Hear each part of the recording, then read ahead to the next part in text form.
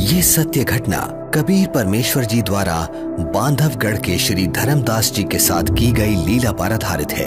श्री धर्मदास जी का जन्म 1395 विक्रमी संवत 1452 को कार्तिक पूर्णिमा के दिन छत्तीसगढ़ के बांधवगढ़ नगर में हुआ। हिंदू धर्म के एक वैश्य कुल में जन्मे धनी धर्मदास जी के बारे में बताया जाता है कि वो इतने धनी थे कि जब कभी बांधवगढ़ पर प्राकृतिक आपदा जैसे अकाल गिरना, बाढ़ आदि आती थी तो वहां के नवाब धर्मदास जी के पूर्वजों से वित्तीय सहायता प्राप्त करते थे। आदरणीय धर्मदास जी इतने धनवान होने के बावजूद भी उनकी बचपन से ही भगवान में अपार श्रद्धा थी, जिसके लिए वो हिंदू धर्म में प्रचलित सभी पूजा भी करते थे और श्री रूपदास जी नाम के एक वैष्णव संत से दीक्षा भी ले रखी थी। अपने गुरुदेव के बताए अनुसार वो नित्य गीता जी का पाठ करते, शालिग्राम की पूजा करते, एकादशी का व्रत करते और श्राद्ध इत्यादि भी करते थे। जब धर्मदास जी वृद्धावस्था की दहलीज पर आ गए तो उन्होंने अपनी पत्नी से तीर्थों की यात्रा करने की बात कही। आमिनी। जी स्वामी। गुरुदेव ने कहा है कि मुक्ति पाने के लिए 68 तीर्थों की यात्रा जरूर करनी चाहिए, इसीलिए मैं कल तीर्थ यात्रा पर निकल रहा हूँ। मेरे जाने की तैयारी कर देना, यात्रा के लिए जरूरी सामान बांध देना। ठीक है स्वामी। आमिनी, तुम अपना ख्याल रखना। जी, आप भी अपना ध्यान रखना।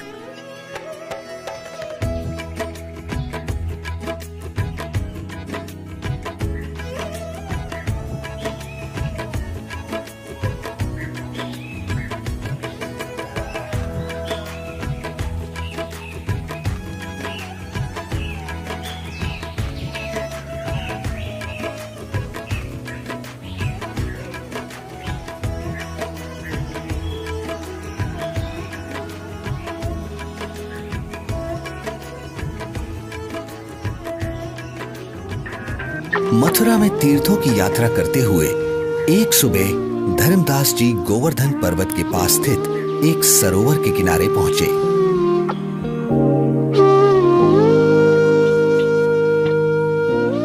वैसे तो सरोवर का पानी बहुत ही गंदा था, फिर भी वे सरोवर में उतर जाते हैं क्योंकि कहा जाता था कि उसमें नहाने से स्वर्ग मिलता है। इसलिए धर्मदास जी ने उसमें स्नान किया और फिर अपने ठाकुर जी की पूजा करने लगे। तभी वहां सर्वसृष्टि रचनहार कबीर देव जी काशी शहर से आकर प्रकट होते हैं और एक मुसलमान जिंदा महात्मा का रूप बनाकर धर्मदास जी से थोड़ी ही दूरी पर आकर बैठ जाते हैं। अब धर्मदास जी पवित्र गीता जी को खोलकर उसका ऊंचे स्वर में पाठ करने लगते हैं।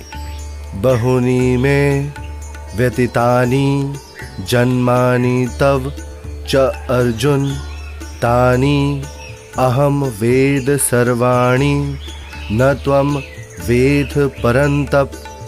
श्री भगवान बोले, हे परंतप अर्जुन, मेरे और तेरे बहुत से जन्म हो चुके हैं, उन सबको तू नहीं जानता, मैं जानता हूं। न तू एव अहम जातु न आसम न त्वम न इमे जनाधिपाः न च एव न भविष्यामः सर्वे वयम अतः परम। ना तो ऐसा ही है कि मैं किसी काल में नहीं था, अथवा तू नहीं था, अथवा ये राजा लोग नहीं थे, और ना ऐसा ही है कि इससे आगे हम सब नहीं रहेंगे। वैसे तो धर्मदास जी गीता जी के केवल एक अध्याय का ही नित्य पाठ किया करते थे, किंतु आज एक मुसलमान जिंदा महात्मा को हिंदू धर्म की साधना में रुचि लेता देख और अधिक पाठ करते हैं। कुछ देर बाद जब धर्मदास जी गीता जी को बंद कर माथे पर लगाकर रखने लगते हैं, तब ये महात्मा जी, आपका ज्ञान तो बहुत ही अच्छा है। आप कौन हैं? पहले तो आपको यहाँ कभी नहीं देखा। हे भक्त, मेरा नाम धर्मदास है। मैं बांधवगढ़ का रहने वाला हूँ। मेरा जन्म वैश्य कुल में हुआ है और हम इतने शुद्ध हैं कि किसी शूद्र को अपने निकट तक नहीं आने देते, कोई जीव हिंसा नहीं करते। जीव हिंसा करना पाप है, पापी पार नहीं होता। हे महात्मा जी, फिर तो मैं बहुत ही सौभाग्यशाली हूँ जो मुझे आप जैसे महापुरुष मिले। अब धर्मदास जी कबीर परमेश्वर जी को अपनी पूजा साधना से जुड़ी हुई काफी सारी बातें बताते हैं। कबीर परमेश्वर यानी जिंदा महात्मा धर्मदास जी से पूछते हैं, हे संत जी, मैं परमात्मा के लिए भटक रहा हूँ। आपका ज्ञान सुनकर मैं गदगद हो गया। मैं आपसे नाम दीक्षा लेना चाहता हूँ। ये सुनकर धर्मदास जी मन ही मन काफी प्रसन्न होते हैं और कहते हैं, मेरे गुरु श्री रूपदास जी हैं, वही तुम्हें नाम दीक्षा दे सकते हैं। हाँ, मैं तुम्हें दीक्षा तो नहीं दे सकता, लेकिन अपने गुरुदेव के उपदेश सुना जरूर सकता हूँ। आपको ये जरूर सुनने चाहिए। हाँ हाँ, क्यों नहीं, लेकिन मेरे मन में कुछ शंका भी है महात्मा जी। शंका? जी। कैसी शंका जिंदा? पूछिए पूछिए। हे महात्मा जी, मैं जानना चाहता हूँ कि मुझे कौन सी साधना करनी चाहिए जिससे मैं खुदा को पा सकूं।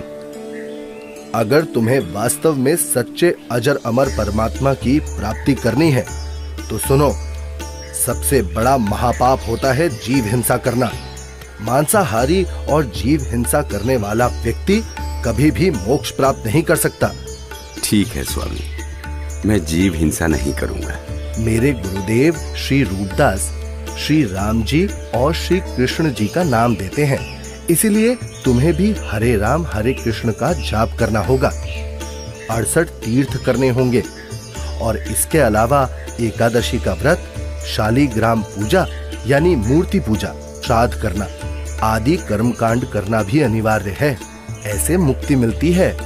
धर्मदास जी एक ज्ञानी की तरह कबीर प्रभु को बातें बता रहे हैं और दूसरी तरफ कबीर परमात्मा एक अनभिज्ञ श्रद्धालु की तरह अपने हाथों को जोड़े हुए धर्मदास जी की सब बातें सुनते हैं और बड़े ही विनम्र भाव से बोलते हैं, हे स्वामी, मैं कुछ और शंका समाधान चाहता हूँ, अगर आपकी आज्ञा हो तो।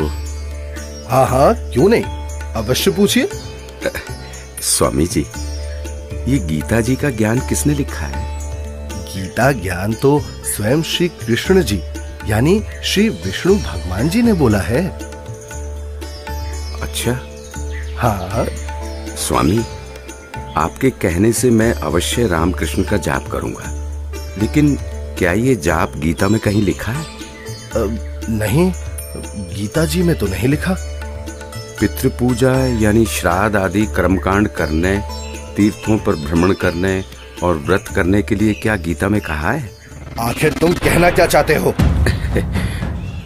कुछ नहीं स्वामी, मैं तो बस ये समझना चाह रहा हूँ, जब गीता जी में व्रत के लिए मना किया गया है तो फिर आप एकादशी के दिन भूखे क्यों मरते हो? तुम भटक गए हो, तुम्हें इन सब साधनाओं का कोई ज्ञान नहीं है, इसलिए ऐसा बोल रहे हो। नाराज ना हो स्वामी जी, आप मेरी शंका का समाधान नहीं करेंगे तो कैसे बात बनेगी? आप ही बताएं, ये सरोवर जिसमें आपने स्नान किया है, जिसको आप मोक्ष पाने का साधन मानते हैं, लेकिन इस जल के अंदर करोड़ों जीव रहते हैं जिन्हें आपने अभी स्नान करते समय अपने हाथों पैरों से रगड़ रगड़ कर मार डाला है, और स्नान के बाद जो जल आप भगवान की मूर्ति को स्नान कराने के लिए लाए, उसमें भी मूर्ति के स्नान कराने से अनेकों जीव मर गए, और आप कहते हैं कि आप जीव हिंसा नहीं करते। एक और बात स्वामी जी, यदि इस सरोवर में नहाने से आपकी मुक्ति संभव है तो फिर इस जल में रहने वाले जीव जंतुओं को तो निश्चित ही मोक्ष प्राप्त हो जाना चाहिए। हे धर्मदास, ये साधना व्यर्थ है क्योंकि ये गीता शास्त्र के विरुद्ध है। समझ गया, अंततः तुमने अपने धर्म का परिचय दे ही दिया। तुम एक मुसलमान हो, इसीलिए ऐसी बातें कर रहे हो, क्योंकि एक मुसलमान ही हिंदू धर्म पर सवाल उठा सकता है।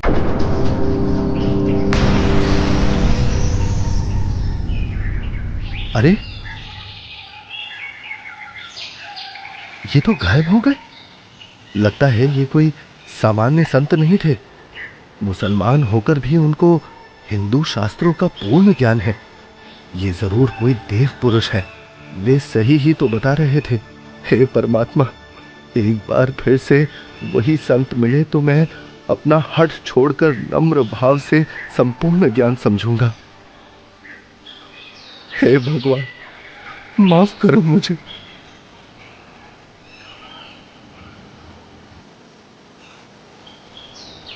वास्तव में गीता जी में कहीं भी हरे राम हरे कृष्ण मंत्र नहीं लिखा है, अपितु पितर पूजा, भूत पूजा, देवताओं की पूजा गीता अध्याय 9 श्लोक 25 में व्यर्थ कहा है। मैं महामूर्ख, मंद बुद्धि, इतना दुर्भाग्यशाली हूं कि संपूर्ण ज्ञान सुने बिना एक महान पुरुष को नाराज कर दिया। हे भगवान, मुझे माफ करो, उस महान आत्मा से फिर मिला दो। मैं इस बार उनकी सारी बातें मानूंगा।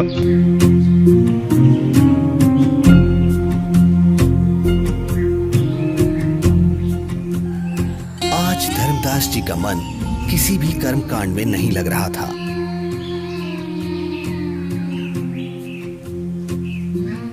तब उन्होंने सब कार्य छोड़कर खाना बनाने के बारे में सोचा। भगवान का प्रसाद बना लेता हूँ और फिर उन महापुरुष की खोज करता हूँ।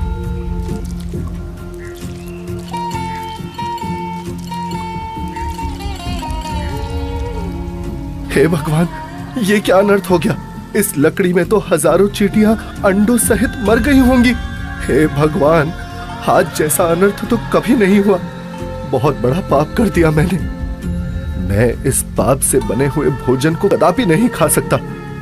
एक काम करता हूँ, इस भोजन को लेकर किसी साधु संत को खिला देता हूँ और स्वयं आज निराहार रहता हूँ, जिससे मैं पाप मुक्त हो जाऊंगा।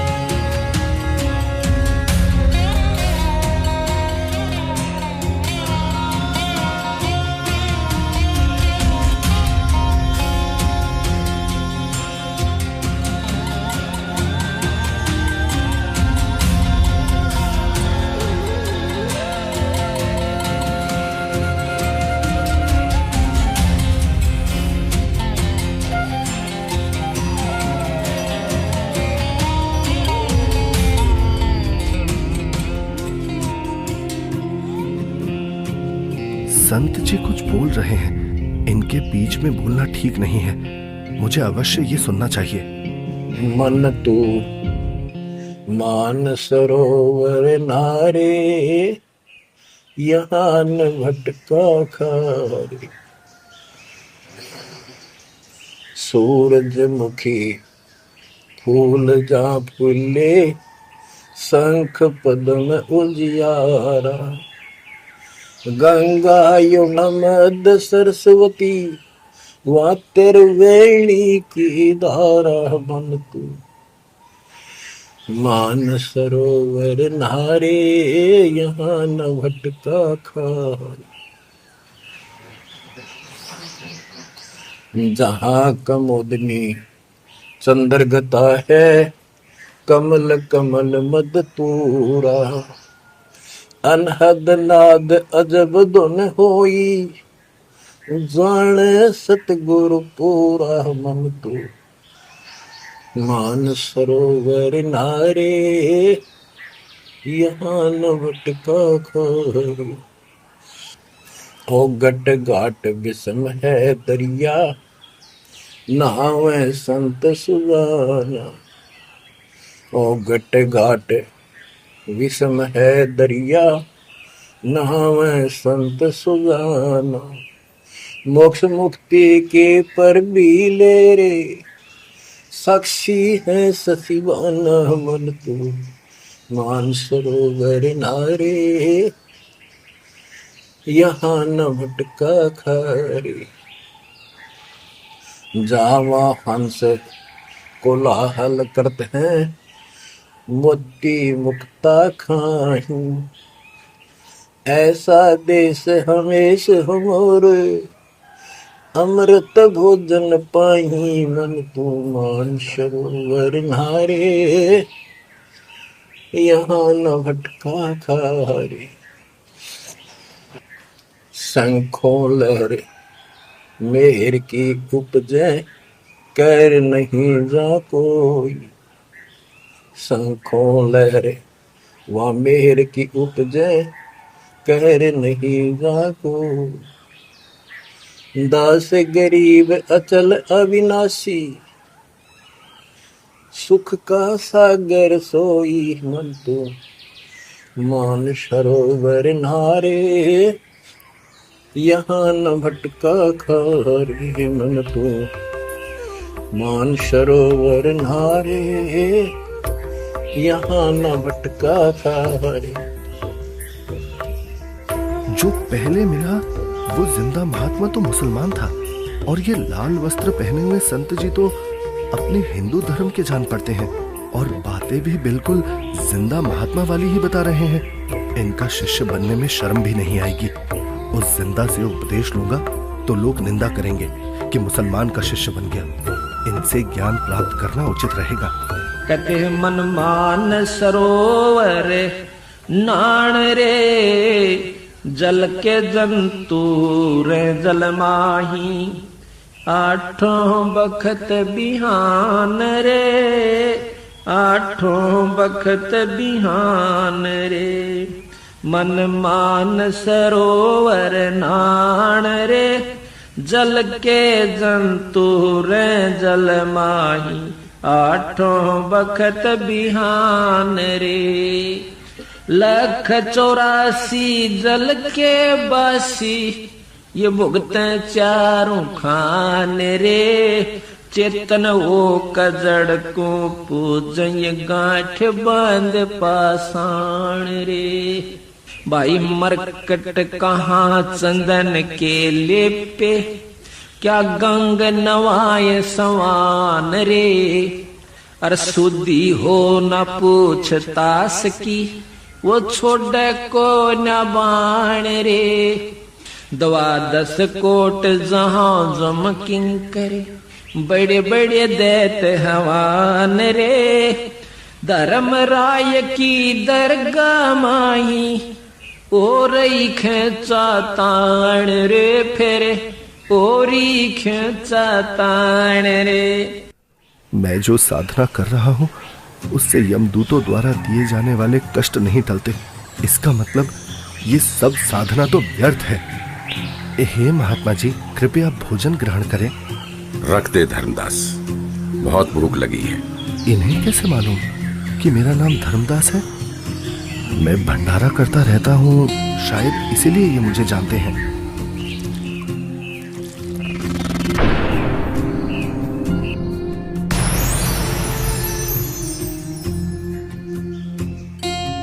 आप तो वही महात्मा जी हो। हत्यारे, कल तू क्या कह रहा था कि जो जीव हिंसा करते हैं वो कभी मोक्ष को प्राप्त नहीं कर सकते। अरे तू तो कसाई से भी बुरा निकला। हे प्रभु, मुझ अज्ञानी को क्षमा करो।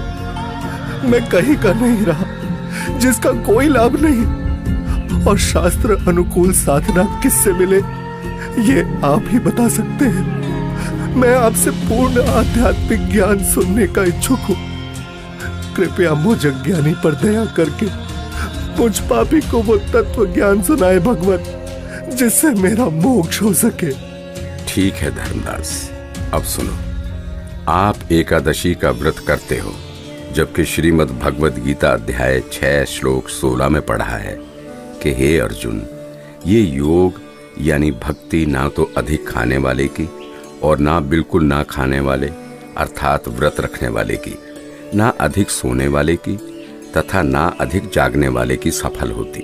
इस श्लोक में व्रत रखना पूर्ण रूप से मना है धर्मदास। फिर देख अपनी गीता खोलकर। यहाँ परमेश्वर कबीर देव जी जिंदा रूप में धर्मदास जी को सृष्टि रचना सुनाते हैं और तीनों देवताओं की स्थिति से अवगत कराते हैं कि हे धर्मदास, अभी तक आप जिन भगवानों की यानी ब्रह्मा, विष्णु, महेश की भक्ति कर रहे थे, वो तो पृथ्वी, स्वर्ग और पाताल केवल इन तीनों लोकों में प्रधान है। रजगुण ब्रह्मा है, सतगुण विष्णु और तम गुण शिव जी ये मोक्ष नहीं कर सकते। आप जो भक्ति कर रहे हैं उससे कोई लाभ नहीं होगा। धर्मदास, केवल शास्त्र अनुकूल भक्ति करो। हे महात्मा, आप ये क्या कह रहे हैं? ब्रह्मा, विष्णु, महेश की भक्ति करने से कोई लाभ नहीं होगा? हम उनको कैसे छोड़ सकते हैं? धर्मदास, मैं इन देवताओं को छोड़ने की नहीं कह रहा, बल्कि आपको ये समझा रहा हूँ कि जो पवित्र गीता जी और पवित्र वेद बता रहे हैं, वैसे साधना करने से ही मोक्ष संभव है। हे जिंदा, भगवान विष्णु अखिल ब्रह्मांड के स्वामी हैं और आप उनको केवल 3 लोक के स्वामी बता रहे हैं। यदि फिर से आपने श्री विष्णु को अपमानित किया तो उचित नहीं होगा। मूर्ख के समझावते ज्ञान गाठी का जाए, कोयला होत न उजला, भावे 100 मन साबुन लाए। ये मैंने क्या कर दिया? मैंने उन महात्मा को फिर से नाराज कर दिया। मेरी बुद्धि भ्रष्ट हो गई है। जो मैंने सच्चे परमात्मा को नहीं पहचाना, उन्हें अपने जैसा मनुष्य मान लिया। हे भगवान, मुझे क्षमा करो। अब जिस पूजा को मैं कर रहा हूं वो कर नहीं सकता और आपकी बात मैंने सुनी नहीं। हे भगवान, मुझे सत्मार्ग दिखाओ, नहीं तो मैं आत्मघात कर लूंगा। मुझे परमात्मा की सच्ची भक्ति चाहिए। अब परमात्मा के अंतर्ध्यान हो जाने से व्याकुल धर्मदास जी अपने आप को कोसते हुए तीर्थ यात्रा को बीच में ही छोड़कर घर को चल पड़ते हैं। रास्ते में धर्मदास जी एक बगीचे में विश्राम करने के लिए रुकते हैं, जहां अक्सर सभी तीर्थयात्री विश्राम के लिए रुका करते हैं। जहां धर्मदास जी चिंतन करते हैं कि पूर्ण परमात्मा की साधना तो मेरे को मिली नहीं और पहले वाली साधना मैं नहीं करूं तो कहीं मैं पाप का भागी ना बन जाऊं। इसलिए धर्मदास जी मूर्ति निकालकर वापस उन्हीं की पूजा करने लगते हैं। तभी दयालु परमात्मा कबीर देव जी पहले की तरह संत रूप बनाकर वहां प्रकट हो जाते हैं, जिन्हें देख धर्मदास की खुशी का ठिकाना ही नहीं रहता। हे परमात्मा, हे मेरे मालिक, बहुत दया करी दाता, मुझ पापी को माफ करे प्रभु। बैठो प्रभु, मैं आपके खाने के लिए कुछ लाता हूँ। नहीं धर्मदास, अभी इच्छा नहीं है। हे भगवान, यदि आप नहीं खाएंगे तो मेरी आत्मा को कष्ट होगा। ठीक है धर्मदास, जो तेरी इच्छा है ले आ खाने के लिए। धर्मदास के काफी आग्रह करने पर और उनके सच्चे भाव को देखकर परमात्मा कबीर जी पेड़े और बताशे खाने लगते हैं। परमात्मा को पेड़े खिलाते हुए धर्मदास जी बहुत प्रसन्न होते हैं। प्रसाद लेने के बाद परमात्मा फिर से ज्ञान चर्चा करने लगते हैं। हे धर्मदास जी, आप यदि अभी भी इस ज्ञान पर विश्वास नहीं कर पा रहे हैं तो क्यों ना आप एक बार अपने गुरुदेव रूपदास जी से ये सब पूछ के देख लो कि क्या ब्रह्मा, विष्णु, महेश के कोई माता पिता हैं या नहीं, और क्या ब्रह्मा, विष्णु, महेश जी की जन्म मृत्यु होती है? क्या ये देवता आपके पाप कर्म काट सकते हैं? क्योंकि जो ज्ञान मैंने आपको बताया है, पुराणों में ये सब स्पष्ट लिखा है। और हाँ धर्मदास, आप अपने गुरु जी से ये भी पूछना कि क्या आप जो भक्ति बता रहे हैं उससे मुझे मोक्ष की प्राप्ति हो जाएगी? हाँ प्रभु, मैं निश्चित ही गुरुदेव से इन शंकाओं का समाधान अवश्य करवाऊंगा। इसके बाद कबीर प्रभु वहां से चल पड़ते हैं। धर्मदास जी कबीर परमात्मा जी को बेहद व्याकुलता में एकटक देखते जा रहे हैं। प्रभु, प्रभु! लेकिन धर्मदास जी के लिए ये परिस्थिति बहुत असामान्य हो जाती है। धर्मदास जी इतना व्याकुल हो जाते हैं कि वो परमेश्वर कबीर साहिब जी को छोड़ना नहीं चाह रहे थे और पहले वाली साधना भी छोड़ना धर्मदास जी के लिए बहुत मुश्किल हो रहा था। कबीर प्रभु के जाने के बाद धर्मदास अपनी शंकाओं के समाधान के लिए अपने गुरु रूपदास जी के आश्रम की तरफ निकल पड़ते हैं।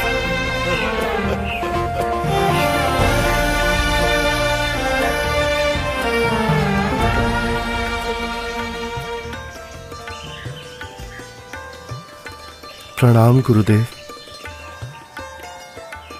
आशीर्वाद है भक्त। आओ बैठो। क्या बात है धर्मदास, बहुत व्याकुल दिख रहे हो। और आप तो तीर्थ यात्रा पर गए थे ना? गुरुदेव, मेरे मन में कुछ शंका है, कृपया उनका समाधान कीजिए। कहो धर्मदास, क्या शंका है आपकी? हे गुरुदेव, सृष्टि का रचयिता कौन है? क्या भगवान विष्णु से ऊपर भी कोई प्रभु है? वो कहाँ रहता है? उसका क्या नाम है? उसकी पूजा की विधि क्या है? और गुरुदेव, क्या आपने जो भक्ति साधना मुझे बताई है, क्या उससे मेरा मोक्ष हो जाएगा? हे धर्मदास, आज तुम ये क्या बोल रहे हो? ऐसा ज्ञान तुम्हें किसने सिखा दिया? तुम लक्ष्मी नारायण की भक्ति करो, ठाकुर जी की सेवा करो और राम कृष्ण जी का जाप करते हुए प्रतिमा पूजा करो, जिससे तुम्हारी मुक्ति हो जाएगी।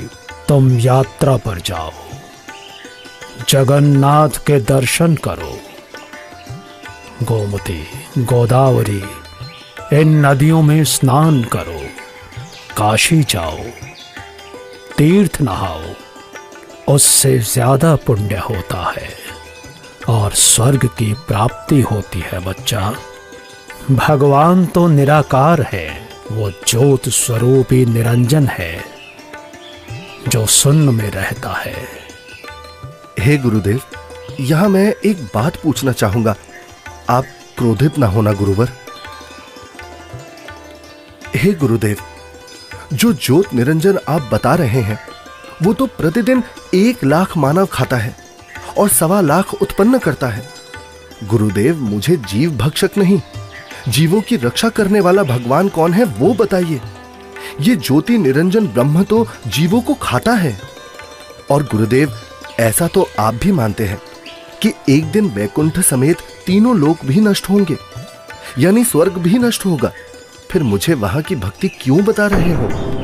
गुरुदेव, मुझे उस अविनाशी स्थान के बारे में बताओ जिसका जिक्र गीता अध्याय 18 श्लोक 62 में किया है कि हे अर्जुन, तू सर्वभाव से उस परमेश्वर की शरण में जा, उसकी कृपा से ही तू परम शांति को और सनातन परम धाम शाश्वतम स्थानम अविनाशी लोक को प्राप्त होगा। इस प्रकार धर्मदास जी जिंदा बाबा रूप में मिले परमेश्वर कबीर जी से सुनी सृष्टि रचना के आधार पर काफी तर्क रखते हैं, जिसके पश्चात गुरु रूपदास जी कहते हैं, बेटा धर्मदास, जो ज्ञान मेरे पास था वो सब मैंने आपको बता दिया है। इससे आगे का मुझे कोई ज्ञान नहीं है। जो महात्मा आपको मिले हैं वो अवश्य ही कोई पहुंचे हुए महापुरुष हैं। हे गुरुदेव, मुझसे कोई गलती हुई हो तो माफ करना, किंतु जिसने मुझे ये तत्व ज्ञान बताया है, अब मैं उन्हीं के चरणों में जाऊंगा। आज के बाद वही मेरे सद्गुरु होंगे। ठीक है धर्मदास, आप उनको अपना सद्गुरु बनाओ और उनके अनुसार बताई साधना कर लो। इसके बाद धर्मदास जी गुरु रूपदास जी को प्रणाम करके वहां से अपने घर की तरफ निकल पड़ते हैं।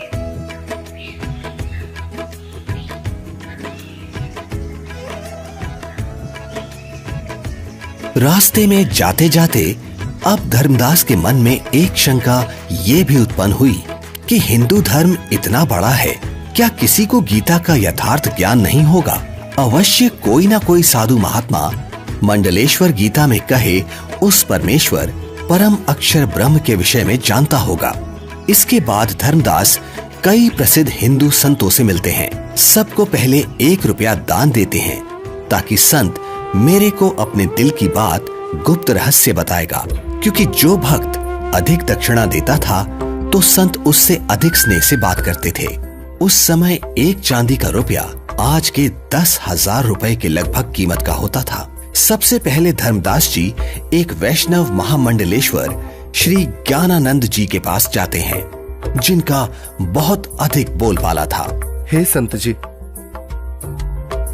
क्या श्री ब्रह्मा जी, श्री विष्णु जी और श्री शिव जी के कोई माता पिता हैं? बच्चा, इनका कोई जन्म मरण नहीं होता, इसलिए माता पिता का तो सवाल ही नहीं उठता। इतना सुनकर धर्मदास जी वहां से चल पड़ते हैं।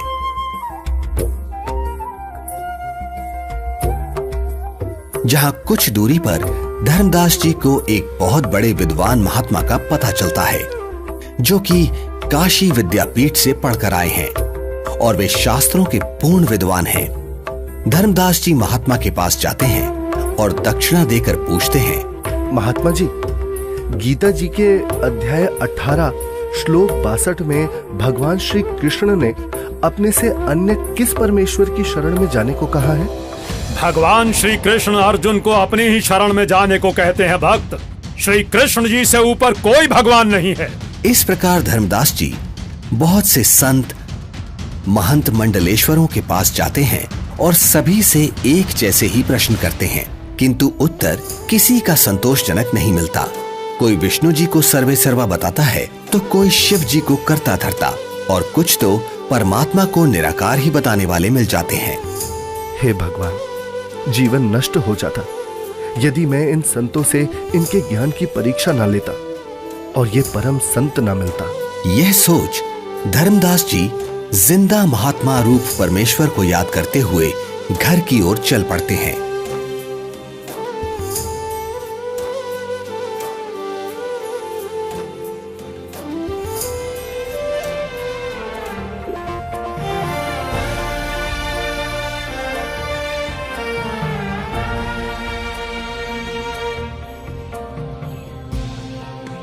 जहां मार्ग में एक नदी आती है, जिसके किनारे वृक्ष के नीचे एक हिंदू संत विराजमान दिखाई देते हैं, जिनके पास 4-5 व्यक्ति भी बैठे हैं। धर्मदास जी भी विश्राम करने के उद्देश्य से संत के पास कुछ दूरी पर वृक्ष के नीचे छाया में दूर से ही राम राम करके बैठ जाते हैं। लगता है मुझे इस साधु से भी प्रश्न करना चाहिए। अरे नहीं नहीं, जब बड़े बड़े मंडलेश्वरों को ज्ञान नहीं, जिनके पास हजारों शिष्य हैं, तो फिर इसके पास तो क्या ही होगा। यहाँ तो बस 4-5 वृद्ध ही तो बैठे हैं। आदेश महाराज, आदेश। हे धर्मदास, हिंदू मंडलेश्वरों ने बता दिया वो परमेश्वर कौन है। मुझ पापी अवगुण हारे को क्षमा करो महाराज, मैंने बड़ी भारी भूल की है। आपने सृष्टि रचना का ज्ञान जो बताया है, उसके सामने सभी संतों का ज्ञान ऐसा है जैसे सूरज के सामने दीपक। धर्मदास, तेरे मन में अन्य संतों से ज्ञान जानने की प्रेरणा मैंने ही की थी। यदि आप इन सब के अज्ञान से परिचित नहीं होते तो फिर भी मेरे ऊपर विश्वास नहीं करते, सोचते रहते कि और संतों के पास भी जाना चाहिए। ये कैसे हो सकता है कि मुसलमान को ज्ञान है, हिंदुओं को नहीं। अब तुम पूर्ण विश्वास करोगे, इसलिए पूर्ण लाभ मिलेगा। मेरे को एक अन्य संत मिला, उसने भी यही आप वाला ज्ञान बताया था। मुझे लगता है वो आप ही हो, आपने रूप बदल रखा है। हे धर्मदास, मैं उनका शिष्य हूँ, वे मेरे गुरु हैं, वे काशी में रहते हैं। यहाँ धर्मदास व जिंदा रूपी परमात्मा की बहुत ज्ञान चर्चा हुई, जिसके बाद मैं अब सतगुरु के दर्शन करने जा रहा हूँ, आज्ञा दो। मुझे सतलोक के दर्शन करा दो, बिना देखे मुझे शांति नहीं होगी। हे धर्मदास, आपको गुरुजी से दीक्षा दिला दूंगा, फिर भक्ति करना। हे जिंदा, आप ही सब कुछ हो, अपने आप को छुपा रहे हो। मुझे सतलोक दिखाओ ताकि मेरी आत्मा को संतोष हो। धर्मदास, नाम लेकर भक्ति करो। जब शरीर छोड़कर जाओगे तो आप वहां सतलोक देखना। हट क्यों कर रहे हो? मैं कितना दुष्ट हूं कि मैंने परमात्मा पर विश्वास नहीं किया, और अब पता नहीं वो फिर दोबारा दर्शन देंगे या नहीं। रोते रोते धर्मदास जी अपने घर पहुंच जाते हैं।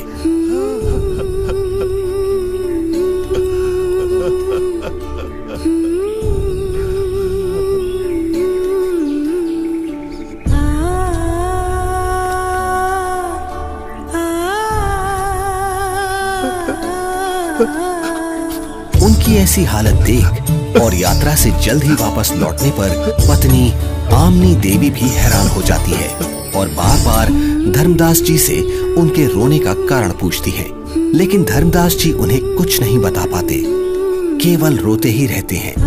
फिर काफी देर बाद, क्या हुआ स्वामी, क्या हुआ? कुछ तो बताइए, आखिर क्या हुआ आपके साथ?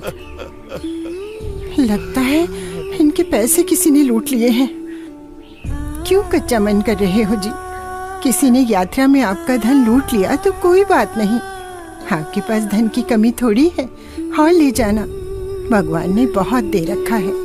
आमिनी, यदि रुपए पैसे वाला धन लुट गया होता तो मैं और ले जाता। मेरा तो ऐसा धन लुट गया है आमिनी, जो शायद अब मुझे कभी ना मिले, और वो मैंने अपने हाथों अपनी मूर्खता से गंवाया है। धर्मदास जी जिंदा महात्मा से हुई सर्व ज्ञान चर्चा और उनसे सुनी सृष्टि रचना आमनी देवी को सुनाते हैं। आपने भगवान को क्यों नहीं पहचाना स्वामी? ये क्या किया आपने? बनिया होते हुए भी आप ये सौदा कैसे चूक गए? इसी बात का तो दुख है आमिनी। जीवन में पहली बार मुझसे इतनी भारी भूल हुई है।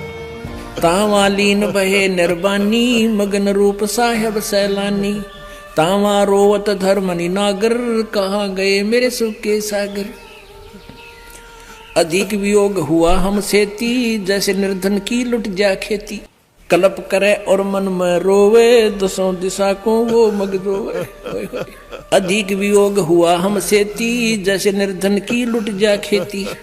कलप करे और मन में रोवे, दसों दिशा को वो मग रोवे। हम जाने तुम देह स्वरूपा, हमरी बुद्धि अंधगर कूपा। हम तो मानुष रूप तुम जाना, सुन सतगुरु का किया पियाना। बेग मिलो कर हूँ अपघाता, मैं ना जी हूँ सुनो विधाता। अगम ज्ञान कुछ मोहे सुनाया, मैं जी हूँ नहीं अवगत राया। बेग मिलो कर हूँ अपघाता, मैं ना जी हूँ सुनो विधाता। अगम ज्ञान कुछ मोहे सुनाया, मैं जी हूँ नहीं अवगत राया। तुम सतगुर अवगत अधिकारी, मैं नहीं जानी लीला थारी। तुम अवगत अविनाशी साईं, फिर मोको कब मिलो गोसाई। कमर कसी धर्मदास को पूरब पंथ पयाने, गरीबदास रोवत चले वो बांधो गुड़ अस्थाने।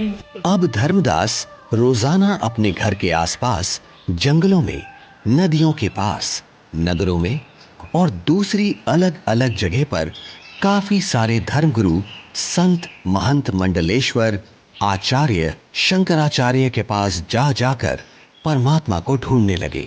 कहीं वेश बदल कर बैठे हों, इसलिए प्रश्न भी करते कि श्री ब्रह्मा जी, श्री विष्णु जी, श्री शिव जी के माता पिता कौन है, वो परमात्मा कौन है। परंतु उत्तर ठीक नहीं होता था। तो स्पष्ट था ये साधु संत परमात्मा जिंदा नहीं है। 6 महीने तक जिंदा बाबा नहीं मिले।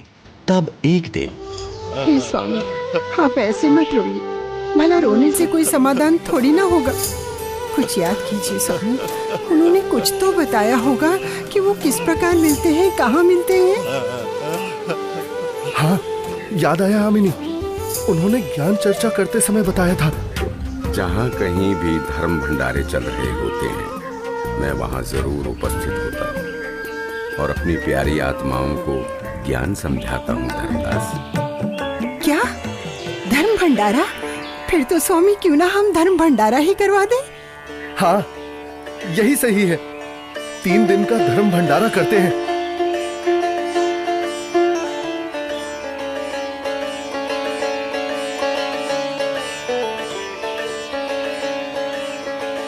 भंडारे का आयोजन शुरू हो जाता है।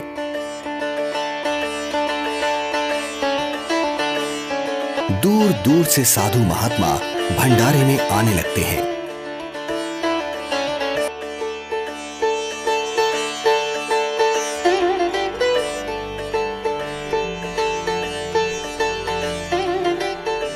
धर्मदास जी भंडारे में हर तरफ घूम घूम कर प्रत्येक संत महात्मा को बड़े ही ध्यान से देखते हैं, किंतु परमेश्वर कहीं भी उनको दिखाई नहीं देते। 2 दिन बीत जाते हैं। धर्मदास जी बहुत मायूस हो जाते हैं और एकटक रास्ते को ही निहार रहे हैं। आज वो मन ही मन संकल्प कर लेते हैं कि प्रभु, आप मुझ अपराधी को दर्शन नहीं दे रहे। हे परमात्मा, आज अगर आप नहीं मिले तो मैं आत्मघात कर लूंगा। तभी अचानक धर्मदास जी की नजर कुछ ही दूरी पर एक कदम के वृक्ष के नीचे जाती है, जहां वही पूर्ण परमात्मा कबीर परमेश्वर जी उसी जिंदा महात्मा के रूप में विराजमान होते हैं, जिन्हें देखकर तो धर्मदास जी की खुशी का ठिकाना ही नहीं है। धर्मदास परमात्मा की तरफ इस प्रकार दौड़ते हैं जैसे भूखे को भोजन और प्यासे को पानी मिल जाता है। हे परमात्मा, हे भगवान, अब मैं आपको कहीं जाने नहीं दूंगा। मेरी भूल क्षमा करो प्रभु। मैं बस आपकी ही भक्ति करना चाहता हूँ। मैं भविष्य में कोई गलती नहीं करूंगा। हे दीन दयाल, मुझ अज्ञानी को माफ कर दो। मैंने अज्ञानतावश आपको बहुत कटु वचन बोले। मुझे माफ करो परवरदिगार, मुझे माफ करो। जब धर्मदास जी ने अपनी गलती की क्षमा मांगी और कभी ऐसी गलती ना करने का बार बार वचन दिया, तब परमात्मा धर्मदास जी के घर गए।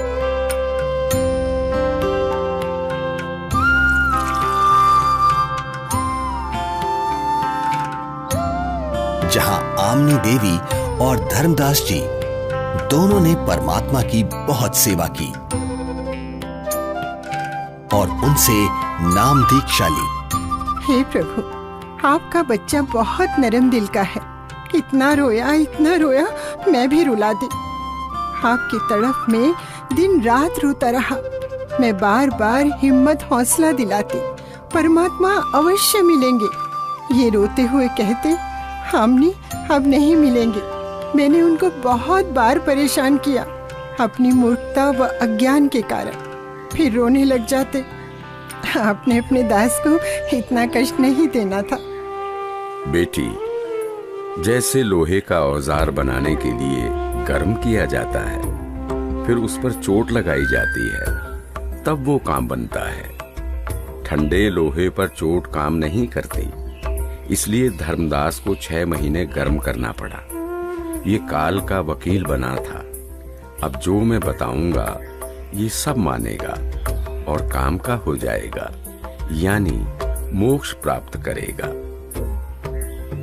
धर्मदास, आपको वो भगवान मिला है जिसको पाने के लिए राजाओं ने राज त्याग दिए, ऋषियों ने शरीर तक गला दिए। इसलिए अब खूब भक्ति करो ताकि आप हमेशा हमेशा के लिए सतलोक के निवासी बन सको, जहां आपको इतना सुख मिलेगा जो स्वर्ग क्या महास्वर्ग में भी नहीं है। सुंदर बाग, सदाबहार फलदार वृक्ष और दूधों की नदियां बहती हैं, जहां सुंदर नर और नारी रूप में हंस आत्माएं रहती हैं। वे कभी वृद्ध नहीं होते और वहां जाने के बाद कभी मृत्यु भी नहीं होती। धर्मदास, हे महाराज, नाराज ना होना। कृपया मुझे वो अमर लोक दिखाने की मेहर करे परवरदिगार, ताकि मेरा विश्वास दृढ़ हो। आप भक्ति करो। जब शरीर त्याग कर जाओगे तो सतलोक को ही प्राप्त करोगे। धर्मदास जी के अधिक आग्रह करने पर कबीर परमेश्वर जिंदा रूप में धर्मदास जी की आत्मा को निकालकर ऊपर सतलोक में ले जाते हैं। सतलोक, जहां दरबार के द्वार पर खड़े द्वारपाल को परमेश्वर ने कहा कि धर्मदास जी को परमात्मा के दर्शन कराओ। जिंदा रूप परमात्मा पीछे से अपने सिंहासन के पास चले गए, जिसके कुछ ही देर बाद देखते ही देखते वहां पर बहुत सारे हंस तथा हंसनी इकट्ठे होकर नाचते गाते हुए धर्मदास जी को परमेश्वर के सिंहासन के पास लेकर जाते हैं, जहां परम अक्षर ब्रह्म कबीर साहिब जी, जिनके एक रोम का प्रकाश करोड़ों सूर्य और करोड़ों चंद्रमा के प्रकाश से भी कई गुना अधिक था, वो एक बहुत ही सुंदर सिंहासन पर विराजमान है। जिंदा रूप में नीचे से गए परमात्मा तख्त पर विराजमान अपने ही दूसरे स्वरूप पर चंवर करने लगते हैं, जिसे देख धर्मदास जी सोचते हैं कि जिंदा महात्मा तो परमेश्वर का सेवक है। धर्मदास जी इतना सोच ही रहे थे कि कुछ ही देर में तख्त पर विराजमान परमात्मा खड़े हो जाते हैं और जिंदा महात्मा तख्त पर विराजमान हो जाते हैं तथा तेजोमय परमात्मा जिंदा महात्मा पर चंवर करने लगते हैं, जिसे देख धर्मदास जी हैरान हो जाते हैं कि तेजोमय परमात्मा जिंदा महात्मा पर चंवर क्यों कर रहे हैं। आखिर ये जिंदा महात्मा है कौन। इतने में तेजोमय शरीर वाले परमात्मा जिंदा महात्मा के शरीर में समा जाते हैं और चंवर अपने आप होने लगता है। धर्मदास, मैं ही संपूर्ण सृष्टि का रचयिता हूं। मेरा ही नाम कबीर देव है। मैं ही चारों युगों में पृथ्वी पर प्रकट होता हूं। वर्तमान में मैं अपने वास्तविक नाम कबीर नाम से काशी नगर में प्रकट हूं, जहां एक साधारण मनुष्य की भांति लीला कर रहा हूं और जुलाहे रूप में रहता हूं। धर्मदास, काल जाल में फंसे अपने बच्चों को भक्ति का धनी बनाकर उनके इस वास्तविक घर सतलोक में वापस लाने के लिए वहां प्रकट हुआ हूं। हे सर्वसृष्टि रचनहार, मैं बहुत दुष्ट हूं। मैंने आपको कितना दुखी किया, कितना अपमानित किया। मुझे माफ कर दो परवरदिगार, मैं बहुत नीच हूं, माफ कर दो मुझे। हे परमात्मा, आपने ये इतना प्रकाशमान रूप पृथ्वी पर क्यों नहीं प्रकट किया, क्यों छुपा रखा है? हे धर्मदास, यदि इसी रूप में नीचे जाऊं तो किसी की भी आंखें इस प्रकाश को सहन नहीं कर सकती। दूसरी बात, काल ब्रह्म यानी ज्योति निरंजन का डर के मारे हाल बेहाल हो जाएगा। इसलिए काल के लोक में गुप्त रहकर जीवों को ज्ञान सुनाता हूं, उनका कल्याण करता हूं। धर्मदास, अब आप नीचे जाकर खूब भक्ति करो और वहां काल जाल में फंसे अपने सभी भाई बहनों को भी समझाओ। सत्य का गवाह बनो कि ये काशीवासी जुलाहा सर्व सृष्टि रचनहार है, सबका धारण पोषण करने वाला है। परम अक्षर ब्रह्म यानी सत्य पुरुष अविनाशी परमेश्वर है। यही वास्तव में परमात्मा है। जैसा गीता अध्याय 15 श्लोक 17 में तथा अध्याय 2 श्लोक 17 में लिखा बताया है, वह यही है। नहीं नहीं महाराज, मुझे यही रख लो, यही रख लो महाराज, मुझे यही रख लो। हमने बहुत भारी गलती की है। काल के साथ उस मृत लोक में जाकर ऐसे सुख सागर को छोड़कर अब उस नरक में मुझे नहीं जाना प्रभु, हमें यही रख लो महाराज। धर्मदास जी को रोता देख परमात्मा उनको समझाते हैं और वहीं दूसरी तरफ पृथ्वी पर धर्मदास जी को 3 दिन से अचेत देखकर घर परिवार, गांव, रिश्तेदार, मित्र प्यारे सभी इकट्ठा हो जाते हैं। कोई झाड़ फूंक करा रहा था तो कोई वैद्य से उपचार करा रहा था, किंतु किसी को आशा नहीं रही थी कि धर्मदास जी जिंदा हो जाएंगे। आमिनी देवी का भी रो रो कर बुरा हाल हो जाता है। तब तीसरे दिन परमात्मा ने धर्मदास जी की आत्मा को शरीर में प्रवेश करा दिया। धर्मदास जी अपने चारों ओर खड़े रिश्तेदारों को और पत्नी आमिनी देवी को रोता देख आश्चर्यचकित हो जाते हैं। क्या हुआ आप सभी को? आप ऐसे रो क्यों रहे हैं? हे भगवान, तेरा लाख लाख शुक्र है। क्या हुआ है आमिनी, कुछ तो बताओ। स्वामी, आप 3 दिन से अचेत थे। हम सभी को तो लग रहा था आप नहीं बचेंगे। आमिनी, वो जिंदा महात्मा ही सर्व सृष्टि के रचनहार हैं। उनके सामने ब्रह्मा, विष्णु, महेश, दुर्गा, गणेश, क्षर पुरुष, अक्षर पुरुष कुछ भी नहीं है। वही मुझे अपने सतलोक लेकर गए थे। वहां हम सभी के बड़े बड़े महल हैं, दूधों की नदियां, सदाबहार फलदार वृक्ष हैं। वहीं एक बहुत ही विशाल और भव्य सिंहासन पर पूर्ण ब्रह्म कबीर साहिब जी विराजमान हैं, जिनके एक रोमकूप के सामने करोड़ों सूर्य और चंद्रमा भी फीके हैं। सतलोक का वर्णन करते हुए अचानक धर्मदास जी को परमात्मा के काशी में प्रकट होने वाली बात याद आती है, जिसके बाद धर्मदास जी काशी नगर में जाकर कबीर जुलाहे रूप में आए परमात्मा की झोपड़ी का पता करते हैं। जहां असंख्य ब्रह्मांडों के स्वामी कबीर परमेश्वर जी को कपड़ा बुनने का कार्य करते देख धर्मदास जी को बड़ा ही आश्चर्य होता है। हे प्रभु, मुझ अज्ञानी को क्षमा करो प्रभु। मुझे विश्वास नहीं हो रहा था कि आप ही परमात्मा हैं, आप ही परम अक्षर ब्रह्म हैं। इस वेशभूषा में तो आपको कोई भी नहीं पहचान सकता। इसके बाद परमेश्वर कबीर जी ने धर्मदास जी को सतनाम दिया, जिसे पाकर धनी धर्मदास जी बहुत खुश होते हैं। हे प्रभु, बड़ी दया करी आपने, मेरा तो जीवन सफल हो गया। बेटा धर्मदास, अब आप अपने घर जाओ और भक्ति करो, मैं वहीं आऊंगा। जी जरूर आना परमात्मा, वहां मेरे बेटे को भी समझाना और आमिनी को भी सतनाम देना। ठीक है बच्चा, मैं जरूर आऊंगा। हे परमात्मा, आप बहुत दयालु हो जो आपने हमें शरण में ले लिया। हे प्रभु, आपने हम दोनों को तो शरण में ले लिया, किंतु मेरा इकलौता पुत्र नारायण दास, वो काफी समझाने के बावजूद भी आपके इस सत्य ज्ञान को स्वीकार नहीं कर रहा। बेटा धर्मदास, तेरे बेटे नारायण दास के रूप में काल ने तुम्हारे घर पर अपना दूत भेज रखा है। वो नहीं मानेगा। आप इसको मत देखो, अपनी भक्ति पर ध्यान दो। यह बात सुनकर धर्मदास को बहुत दुख हुआ और विश्वास नहीं हुआ कि मेरा बेटा नारायण दास काल का दूत है। परमात्मा समझ गए कि धर्मदास पुत्र मोह में अपना जीवन नष्ट करेगा। धर्मदास, आप पुत्र को बुलाओ, मैं भी समझाता हूँ। बच्चा है, मान जाए तो। बेटा नारायण दास, आज गुरुजी आए हैं, उनके चरण स्पर्श कर आशीर्वाद ले ले, तेरा भी कल्याण हो जाएगा बेटा। पिताजी, आपके ऊपर इस जुलाहे ने जादू कर दिया है, आपका दिमाग खराब कर दिया है। आपने देवी देवताओं व पितर पूजा छोड़ दी है। मैं उसकी शक्ल भी नहीं देखना चाहता। बेटा, एक बार चल, फिर ना जाना। धर्मदास जी के अधिक आग्रह करने पर नाराज अवस्था में नारायण दास चल पड़ता है। जाकर थोड़ी दूरी पर कमरे में सतगुरु के सामने बैठ जाता है। परमात्मा समझाने लगते हैं, किंतु नारायण दास कुछ भी समझने को तैयार नहीं होता। बेटा, पूर्ण परमात्मा की भक्ति करो, आपका भी मोक्ष हो जाएगा। मैंने नहीं सुननी आपकी झूठी कहानी।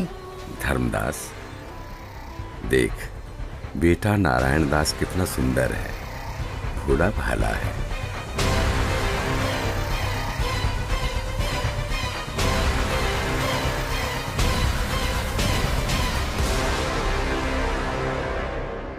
बेटा नारायण दास, आप जाओ, आपको जो ठीक लगे करो।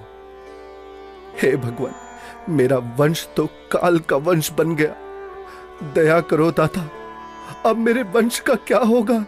वंश का क्या करेगा बेटा, यहां से पीछा छुड़वा ले धर्मदास। धर्मदास जी का रो रो कर बुरा हाल हो जाता है। तब कबीर परमात्मा जी अपना आशीर्वाद भरा हाथ धर्मदास जी के सिर पर रखते हुए कहते हैं, ठीक है धर्मदास, तेरे घर पर मैं अपना हंस भेजूंगा। तू वंश की चिंता करता था धर्मदास, तेरा 42 पीढ़ी तक वंश चलेगा, तू चिंता मत कर। तुम्हारे घर पर एक पुत्र उत्पन्न होगा, उसका नाम चूड़ामणि रखना। इस उम्र में बच्चा? हे भगवान, ये कैसे संभव है? उधर देखो बेटा, 10वें महीने आमनी के गर्भ से तुम्हारे घर ये बेटा जन्म लेगा। धर्मदास जी को कुछ विश्वास और कुछ अविश्वास होता है, किंतु परमेश्वर की दया से आमनी देवी के गर्भ से 10वें महीने एक बच्चा पैदा होता है, जिसका नाम चूड़ामणि रखा जाता है। बड़ी दया करी दाता, जो आपकी हंस आत्मा हमारे घर आई। हे भगवान, दया करना कि मेरे वंशज आपकी भक्ति में ही लगे रहे। धर्मदास, ज्योति निरंजन अर्थात काल मेरे नाम से 12 पंथ चलाएगा और तेरे वंश वाले 6ठी पीढ़ी में जाकर मेरी बताई सत्य भक्ति को करना छोड़ देंगे। वो उन काल के चलाए नकली 12 पंथों में से जो 6ठा टकसारी पंथ होगा, उसकी साधना करना शुरू कर देंगे, जो काल में डुबोने वाली ही होगी। हे परमात्मा, दया करो अंतर्यामी, उनका उद्धार कैसे होगा? दया करो।